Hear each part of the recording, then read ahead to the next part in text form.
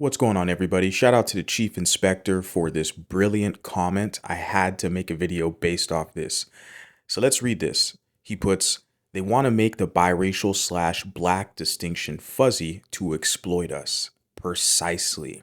Essentially to muddy the waters, right? And then they'll turn around and say, you're confused because you don't identify as black. You're confused, right? However, lots of biracial people have learned to use that fuzziness to their advantage, which makes black people mad. It makes them furious. You are 150% correct. 200% correct. That's why I wanted to make this video, because we can use the whole Drake situation as a case study. See, Drake will use that fuzziness, as you put here, to his advantage.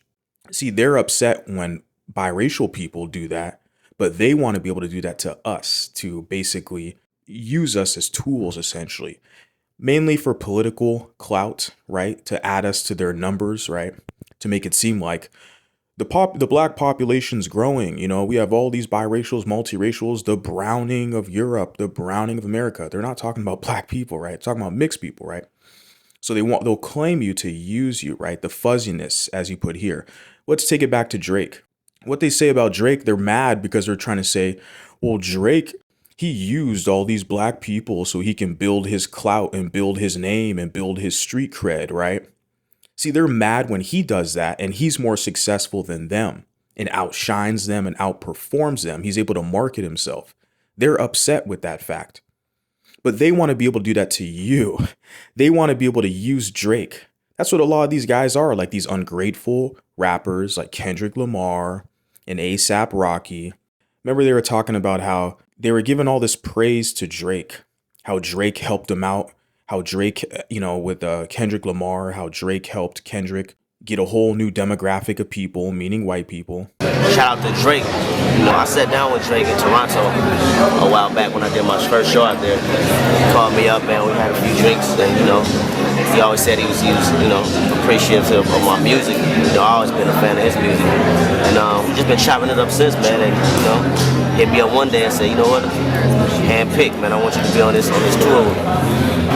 That's a blessing within itself. So shout out to Drizzy. See, they want to be able to use biracials and the fuzziness so they can get ahead. They want to use you as a bridge so they can get access to white people. They're cool with that relationship. But when you as a biracial, you quote unquote use them to get access into the black markets, literally like the black market of hip hop or etc., the numbers, then they want to kind of push you out. They get really upset. Same thing with A$AP Rocky. A$AP Rocky wants to use Drake. Remember, Drake helped him out.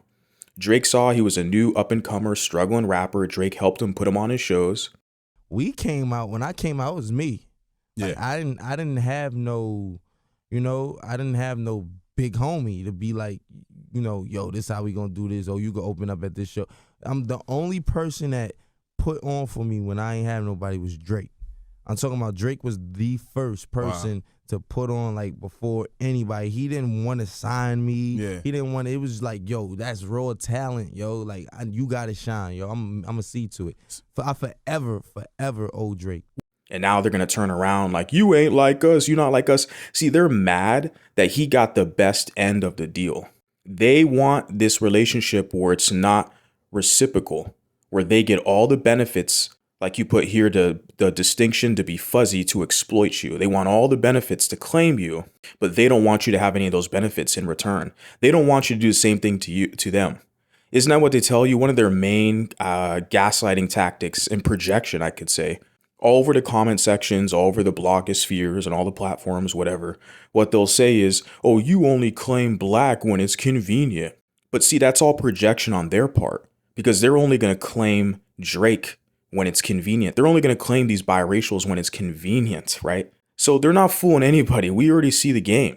And then finishing off, it puts, for my part, I'm with white people in preferring consistency and clear rules on race distinctions. Yeah, and I like the comment because I definitely agree. And what I've also stated on live streams and other videos is that what I notice with white people, it's in white America, I can say specifically. And when I'm talking about black people here, I'm talking about black America specifically. I'm an American, so let me be specific as possible.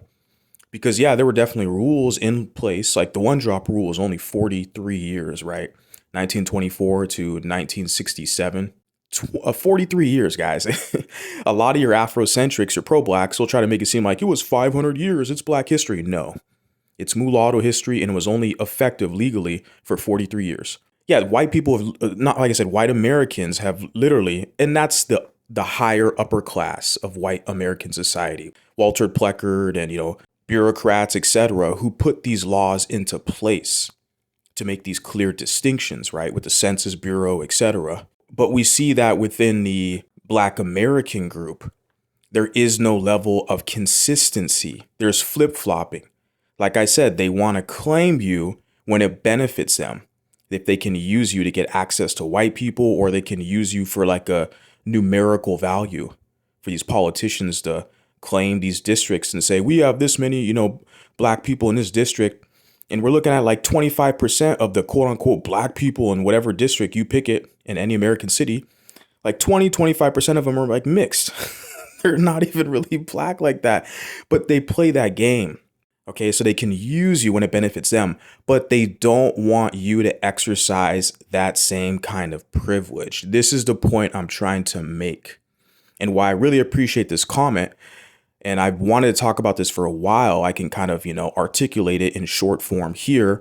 And I know a lot of you guys have seen this. You've personally witnessed this. Please, in the comment section, tell me what you think. Talk to you next time.